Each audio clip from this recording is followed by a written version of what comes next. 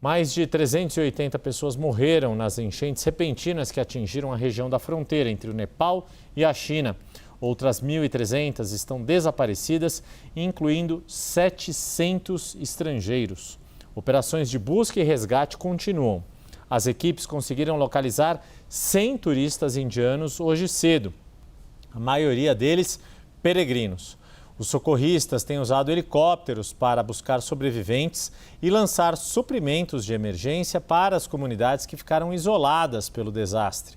Autoridades alertam para riscos de novas enchentes no Himalaia, já que 2 lagos ameaçam transbordar na área.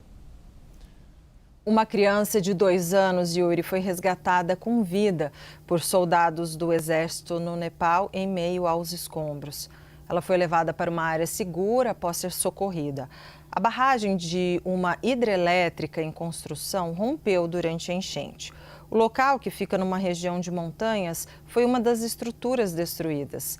A União Europeia, a Coreia do Sul e a Índia anunciaram o envio de ajuda humanitária.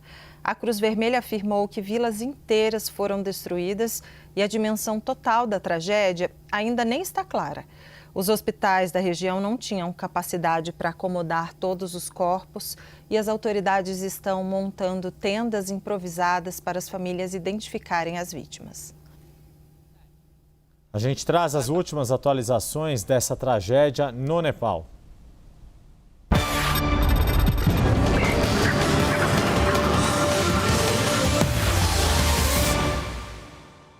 Uma investigação da CNN feita com base em imagens de satélite e vídeos compartilhados pelas redes sociais revela passo a passo como aconteceu essa tragédia na fronteira entre o Nepal e a China. Você acompanha na reportagem. Catastrophic flash flooding has devastated parts of Nepal and China, with the death toll still rapidly increasing and hundreds more still missing.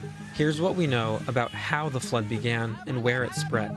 At 8:37 a.m. local time, in this area, a massive landslide of ice and rocks caused intense shaking. Take a look at this satellite image captured after the landslide and reviewed by CNN. Though covered largely by clouds, you can see where scientists believe a chunk of a glacier sheared off the mountain. The falling rock and ice carved a 3,000-foot wide, 4-mile-long gash into the slope below it, all the way down to the river the flood would run along. This is massive.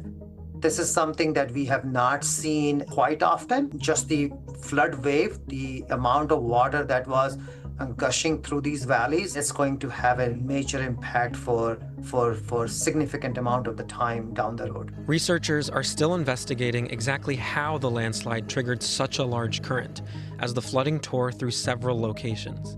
This security camera footage at the Nepal-China border captured floodwaters overrunning the crossing, including a 5-story building.